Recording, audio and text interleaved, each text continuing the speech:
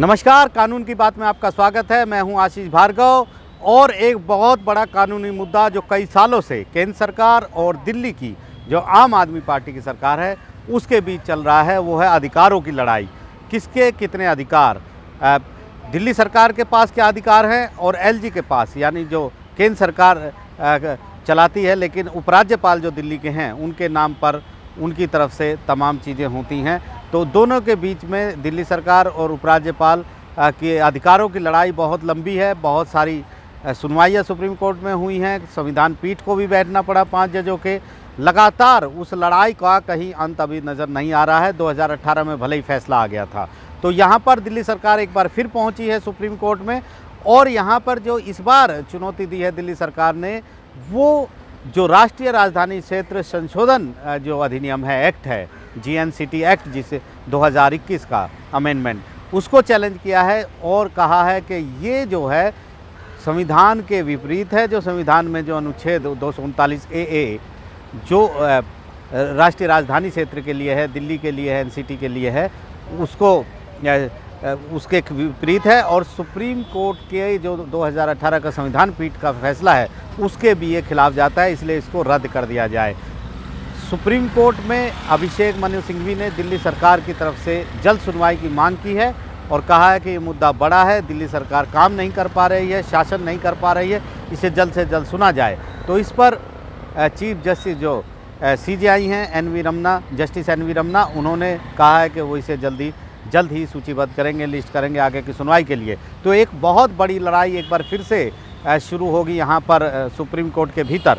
मुद्दा ये है कि मार्च में जो केंद्र सरकार है उसने संसद में एक अध्यादेश रखा था, एक अधिनियम संशोधन अधिनियम रखा था और इसके बाद GNCT एक्ट संशोधित कर दिया गया, यानी कुछ प्रावधान जो थे इस एक्ट के उनमें बदलाव कर दिया गया और कहा गया कि जो भी दिल्ली सरकार का कामकाज होगा वो उपराज्यपाल के नाम से होगा।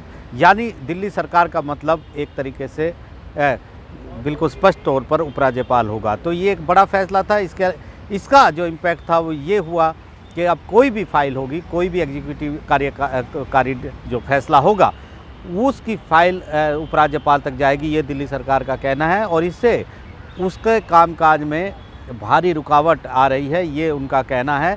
यहाँ पर हमें समझना होगा कि क्यों दिल्ली सरकार ऐसे कह रही है। वो इसलिए कह रही है कि एक बहुत बड़ी लड़ाई शुरू हुई थी सुप्रीम कोर्ट में ही, जब दिल्ली सरकार की आम आदमी पार्टी सरकार ही उपराज्यपाल और अपनी शक्तियों को लेकर पहले हाई कोर्ट में ये मामला चला, उसके बाद सुप्रीम कोर्ट में ये मामला आया और सुप्रीम कोर्ट में फिर 5 जजों के संविधान पीठ का गठन किया गया, क्योंकि ये संवैधानिक मुद्दा था कि दिल्ली सरकार के कितने अधिकार हैं और उपराज्यपाल के कितने अधिकार हैं। क्योंकि दिल्ली सरकार का कहना था कि वो एक चुनी हुई सरकार है, लोकतांत्रिक तरीके से वो चुन कर आई है, ऐसे में उसको काम करने की इजाज़त दी जानी चाहिए क्योंकि एक मैंडेट है, लोगों का जनादेश उसके पास है। इस तरह LG के उपराज्यपाल जो है वो दिल्ली के बॉस नहीं हैं। उधर हाई कोर्ट का जो फैसला था उसमें उपराज्यपाल को एक तरीके से दिल्ली का बॉस बताया गया था, दिल्ली का मुखिया बताया गया था। तो यहाँ पर सुप्रीम कोर्ट ने एक लंबी सुनवाई की। सुप्रीम कोर्ट ने कहा भी था कि एक चुनी हुई सरकार को काम करने की इजाज़त दी जानी चाहिए, वरना ऐसे लोकतांत्रिक तरीके से जो सरकार चुनी है वो जो कवायद है, चुनावी कवायद, वो लोकतांत्रिक कवायद, वो पूरी तरह बेकार हो जाती है। फिर एक बड़ा फैसला 2018 में सुप्रीम कोर्ट ने दिया और सुप्रीम कोर्ट ने साफ तौर पर इंटरप्रेट किया आर्टिकल 239 AA, यानी जो अनुच्छेद संविधान में जोड़ा गया था केंद्र शासित प्रदेशों दिल्ली के लिए भी 239 AA और इसके साथ NCT एक्ट 1991 को। और फिर सुप्रीम कोर्ट ने कहा कि 3 चीज़ें पूरी तरह दिल्ली सरकार के अधिकार क्षेत्र से बाहर हैं, वो है ज़मीन, पब्लिक ऑर्डर और पुलिस। ये तीनों चीज़ें LG के पास डायरेक्टली रहेंगी और इसमें दिल्ली सरकार का कोई दखल नहीं होगा। लेकिन जो बाकी चीज़ें बचती हैं उसमें दिल्ली सरकार के रोज़ाना के जो कामकाज है उसमें LG इंटरफेयर नहीं करेंगे, आम तौर पर वो दखल नहीं देंगे आम सामान्य कामकाज में। साथ ये भी कहा कि अगर कोई बड़ा मुद्दा होता है जिस पर दोनों में सहमति नहीं होती है तो इसके बाद LG इस मुद्दे को लेकर राष्ट्रपति के पास जा सकते हैं। तो ये एक बड़ा फैसला था जिसमें सुप्रीम कोर्ट ने ये साफ किया कि LG के पास उतने अधिकार नहीं है कि हर चीज़ में दखल दे। सलाह भी सुप्रीम कोर्ट ने दी थी कि दोनों को मिलजुल कर काम करना चाहिए। और इसके बाद एक मुद्दा बच गया था, वो था सर्विसेज का मुद्दा, सेवाओं का मुद्दा। अफसरों की ट्रांसफ़र पोस्टिंग कौन करेगा, इस पर जो संविधान पीठ थी उसने ये मामला वापस 2 जजेस की बेंच में भेज दिया था। लेकिन 2 जजों की जो बेंच थी वो इस मुद्दे पर एक राय नहीं बना पाई, दोनों की अलग अलग राय थी जजों की, इसलिए उस मुद्दे को लार्जर बेंच में भेज दिया गया। वो मुद्दा भी अभी कॉन्स्टिट्यूशन बेंच में लंबित है। तो कुल मिलाकर अधिकारों की ये लड़ाई है। दिल्ली सरकार कह रही है कि दिल्ली के प्रति उसकी जवाबदेही है। दिल्ली सरकार जो है वो लोकतांत्रिक तरीके से चुनी गई सरकार है, इसलिए उसके अधिकारों को इस तरह हनन नहीं किया जा सकता है।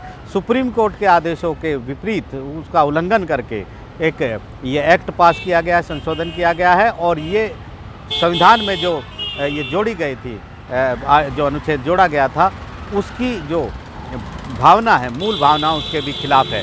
तो काफ़ी बड़ी लंबी लड़ाई पहले भी चली थी और ये लड़ाई एक बार फिर सुप्रीम कोर्ट में दोबारा से शुरू होती नजर आ रही है। नई दिल्ली से आशीष भार्गव, NDTV इंडिया।